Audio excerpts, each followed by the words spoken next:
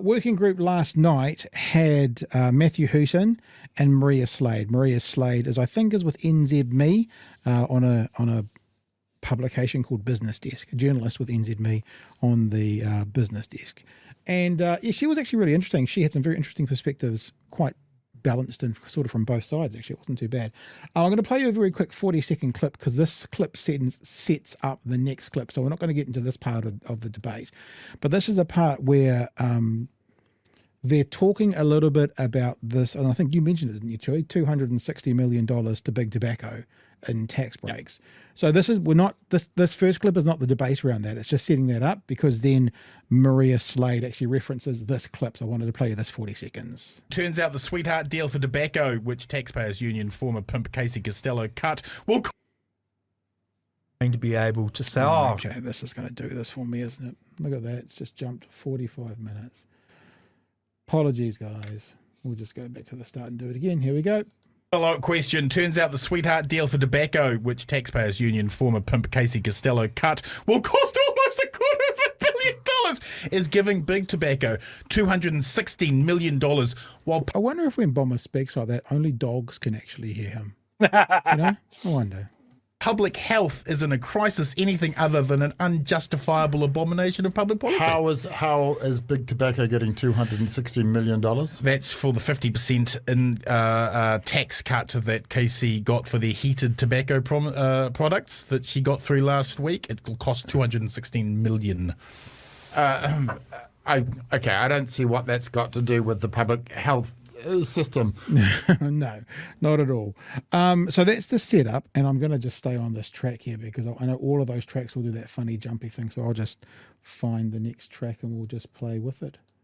1313 is where we want to go to, shall we? Bear with me. Boom. This will do. So this is the follow-up from this is Maria Slade. To your point about the brakes on smokeless tobacco, for example, I don't know what the government's doing with this because have they got some really good tobacco lobbyists hanging out in Wellington? I don't know because the thing is the company, I think it's Philip Morris that makes that. They talked about tobacco lobbyists in Wellington. Don't you mean on level 9 of the Beehive? Yeah, like I mean, in the house. And it's literally the foxes in the hen house. Literally, I think is what they're saying. It's smokeless tobacco product. They have a monopoly in this country. Yes. So why on God's green earth would they want to pass on that tax cut to their customers who apparently will benefit from this product because it's better than smokes? I don't understand I don't understand their tobacco policy. Matthew, you're good. I can. Okay, please, Matthew. Yeah. Well, someone gave a donation. Yeah, a big donation. And then they said, said, here's the policy. There we go. Yeah, they bought it. That's simple. Thank you. So there's the first one, Chewy. I'm going to cue these up as we go through. Your thoughts, sir? Oh, look, absolutely. Like this is, I'm going to keep on saying it's just corruption. We're going to call it lobbying. Costello is a tobacco lobbyist. She is married to a tobacco lobbyist. And it is so obvious that this excise tax is going towards heated tobacco products, something that Philip Morris developed, basically like VHS versus Betamax. A lot of companies went towards vaping. Philip Morris did heated tobacco products as an alternative. Is an utter failure. Unless you look at companies where they heavily lobbied or bribed governments to make that the chosen option. Like it is a corporate handout to one of the world's largest tobacco companies, and it's right fucking there for everybody to see.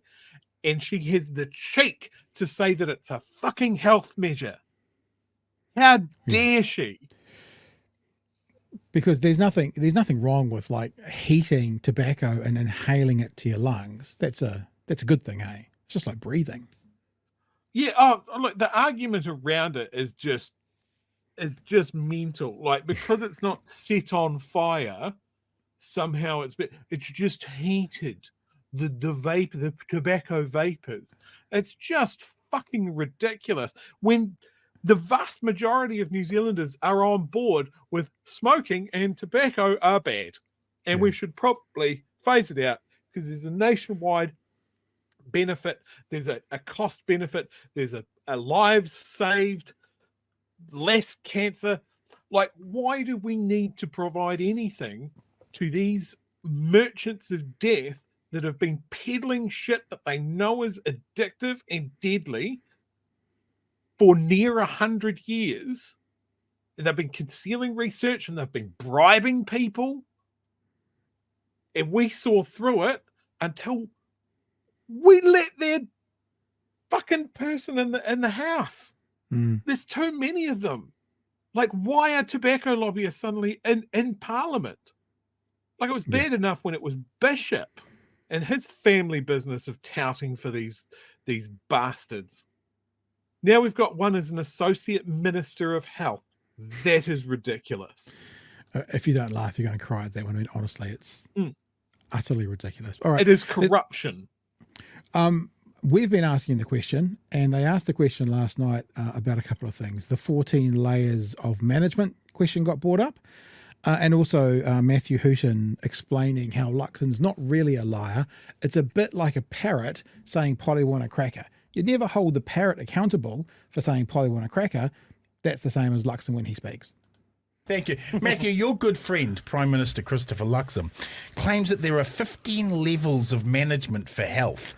Was he meaning his social media team, or is he seriously claiming 14 levels of management? And will appointing a new level of management and 4 subsections of management cut back on that management?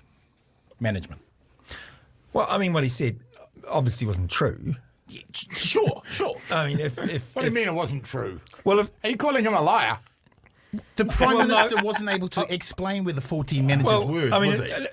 it was clearly not true, and that would have been obvious to any normal person. Sure, but the Prime Minister, however... If you have, not normal. If you have, I mean, if they each had an average of 2 direct reports, 2 to the power of 14, as anyone who's done high, would know that's about 16,000 people. But if they had 3 direct reports, then that would mean there'd be 5 million people roughly in level 14 of the health system. Which Wow. Almost the entire country. No. Don't forget, a lot of those would have been nurses, and they don't count as a full person. The quote unquote jokes made by Damien Grant in this aren't funny, and often is what he does as a tactic to get away from something. Remember when Simon a few weeks ago told him to stop shouting, and he went, "How do you expect us to get ratings?" It's a deflection thing that he does by trying to be amusing when he's not, and not understanding what his wheelhouse is. His wheelhouse is to be the neoliberal, small government, nasty piece of shit. And he seems to have forgotten that, Chewy. You want to say anything? Or the guy that just pushes out just the most extreme libertarian points of view that absolutely wouldn't work in a world where we don't put the sick out in the snow so we don't have to deal with them. That's his wheelhouse. But comedy, no, not him. All right, we'll keep going. The woman. Is this like the electoral college of the health system? Look, if everyone had an average of 4 direct reports, then it'd be 250 million people working at level 14 in the health. So look, obviously it wasn't. Did you see what I just did then? I wanted to go to Inception. Did you notice what I did? See that? Can you see what's on the screen? Hey! We watch you guys. Nice. We know what's going on. We see it. Inception. Of 4 direct reports, then it'd be 250 million people working at level 14 in the health. So look, obviously it wasn't true, but I think that calling him a liar is a bit rough. Okay. I don't think I did. Who said he was a liar? Well, Damien seemed to suggest he might have been lying or something. Sure. But I said he said a statement that wasn't true. Well, I don't think lying is the right way of thinking about Christopher. Right. What is the right way to think about Christopher? Well, it's like, I mean, if there's a person of very low intelligence, I mean, people, I think in the past, if they had an IQ under 70, they were described by doctors as an idiot or an imbecile. People like that. Sure. Or any creature of very low intelligence. Sure. Moss. Well, no, parrot. A parrot. Let's say okay. parrot. A parrot. A parrot. I mean, when a parrot says something like, Polly want a cracker. Polly wants a cracker. Exactly. Yes. Exactly. 14 levels of cracker. I don't think it's meant to be understood that that's literally the parrot expressing a desire for a cracker. I think that it's and it's a combination of sounds, and I think it's the same with the Prime Minister and what the sounds that come from his mouth shouldn't be thought of as answers. Just expressions of. No, but when you talk to normal people, people IQ 80, say, or above. Wow. Like when I'm talking to you. Sure. I assume that people. when people are saying sounds are coming out of their mouth, that represents some thoughts against which you can sort of assign a truth value. Right. But I don't think it's fair to do that to Christopher. Okay. We shouldn't hold him to those standards. It's not the right way of you wouldn't sort of say the parrot was lying when it said Polly wants a cracker, would you? You wouldn't. And so it's. So I just think when people say he was lying, it's ridiculous. Now, Wow, that was devastating. That was very amusing. It was very funny. But as Shakespeare said, jesters oft prove prophets. As we sometimes say, many a truth be told in jest. Chewy. Hooton's a weird dude, but I find myself agreeing with him more often than I'm not. I know he's on the opposite side of the political spectrum from me. Yeah. But I think he's been very critical of the direction that the National Party is going in. And I have also been very critical of that. So yeah, he's backed people before. Oh, I was looking down and Chewy just disappeared. I was looking down at my notes. I looked up and Chewy was gone. You watch, he's going to come back and he's going to say something. I'm like, oh, push the wrong button. Wait for it. Here he comes. Hi. You pushed the wrong button. Push the wrong button. I'm sorry. I got excited. I was looking down. I didn't even know you'd gone. Have you finished your rant? No, I was just saying, like, who does Hooton back these days? Has he said anything? He says in this show how much he votes for ACT and why he votes for ACT. And I think one of the reasons he is frustrated. Okay. One of the reasons he is frustrated is that they're pissing around with stuff that don't matter. He doesn't care if they do or don't do a karakia in a ministry. He thinks that ministry shouldn't exist. So in other words, he's way over there. But he's also able, I guess, from his perspective, to look at it and go, this is all bullshit. You guys are all bullshitting. You're not doing it well enough. Now, I couldn't tell how much of that was also part of him jesting, but I think you'd be pretty fair to say that he is very much not a fan of Luxon, and he is very much not a fan of how politics are being run in New Zealand at the moment. That's what I would say. So is he coming to that criticism from being more right-wing libertarian? I think almost purely libertarian. He talked about being a local, all about local government purist. He didn't use that term, but it was something like that. But look, this is the thing that's interesting about Hooton. I'm intrigued by him because he also will fight for logical conclusions. I find him honest, meaning I may not agree with him, but I find him consistent. And with that consistency comes honesty. And we're going to have a look at a bit of that right now because old mate Damien Grant wants to go off on, Māori wards and Māori seats and that kind of stuff. And it's actually Hooton who sort of puts him in his place. It starts though with business desk journalist Maria Slade basically saying it's highly fair to have Māori wards. And then Hooton kind of finishes this conversation with explaining to old mate Damien why it's fair, which you might not expect, but that's what I'm saying. You can't quite read him and he seems consistent. Here we go. I suppose, but I just think it's entirely fair that why?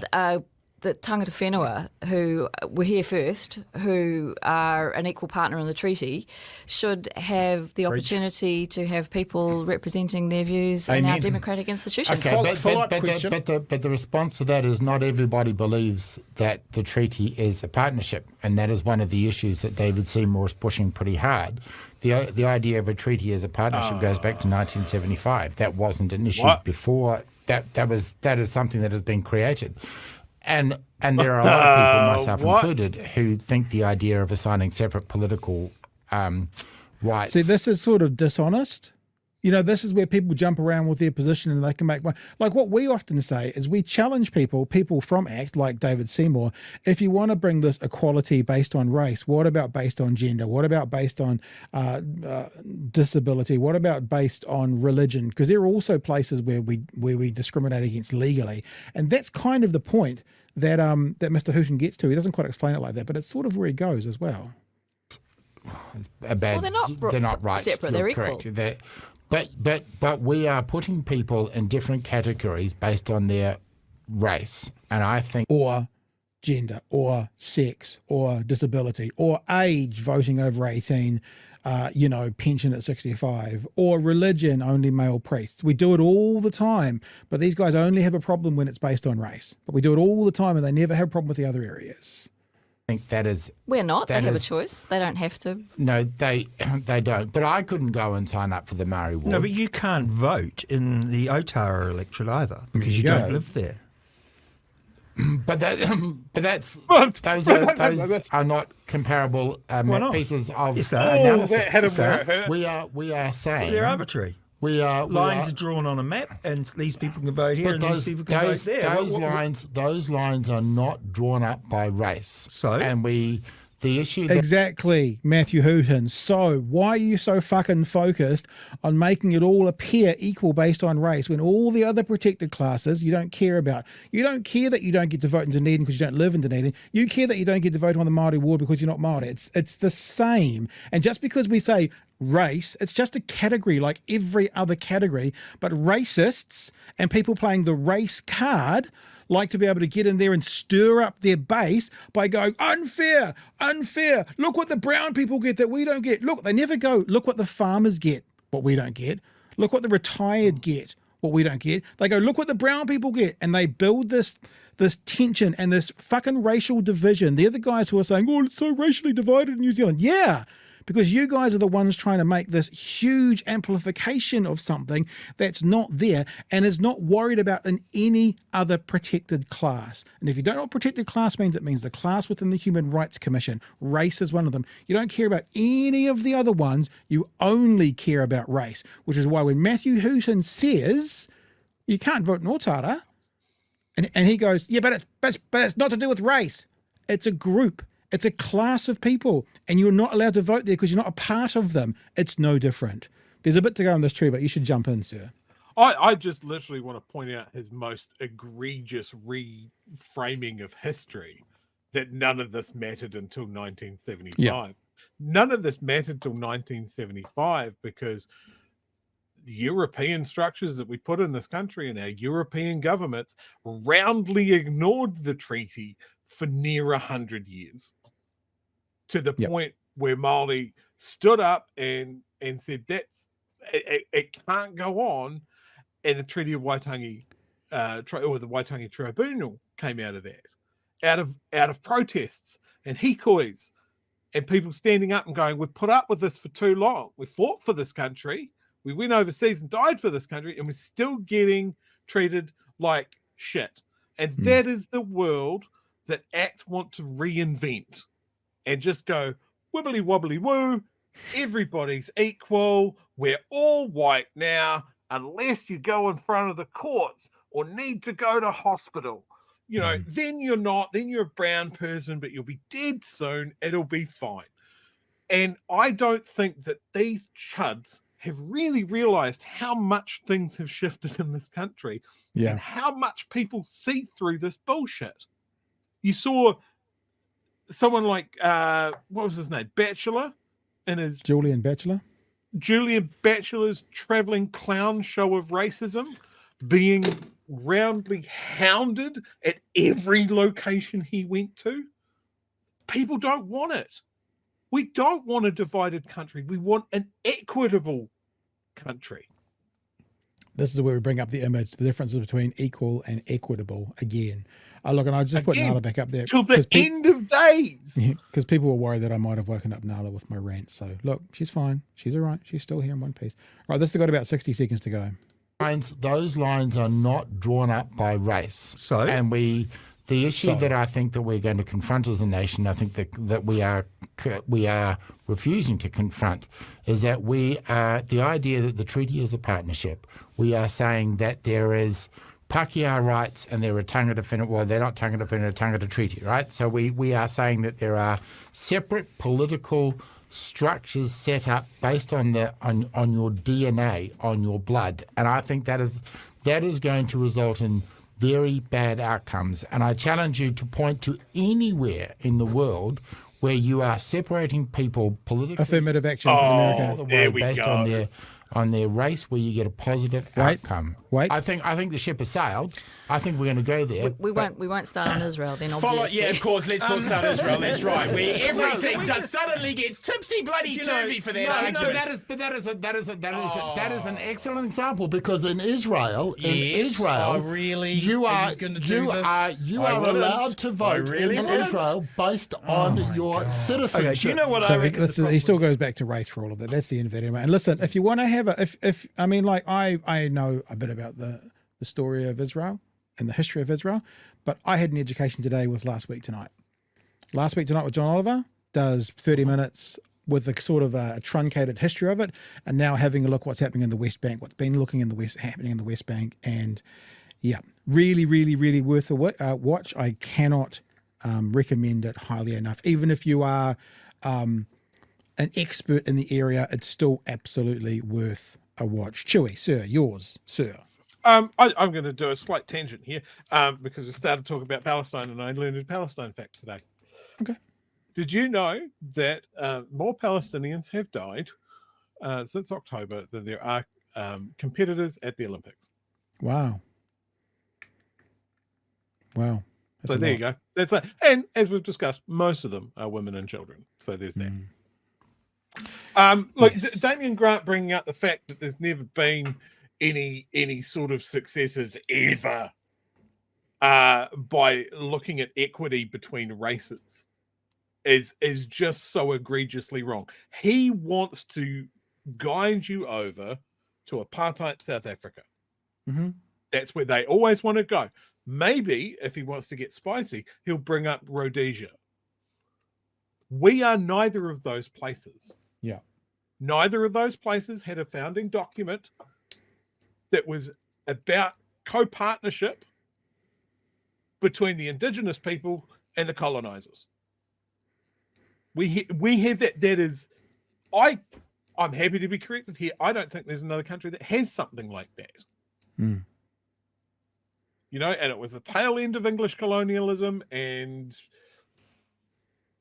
you know that's what they reached. And these guys see that as some sort of threat, because to them it is. It's always this thing with racists. They think if they adjust the scales a little bit, then European people will be treated the same as Māori people were. If they give up even a fraction of control, a fraction of say.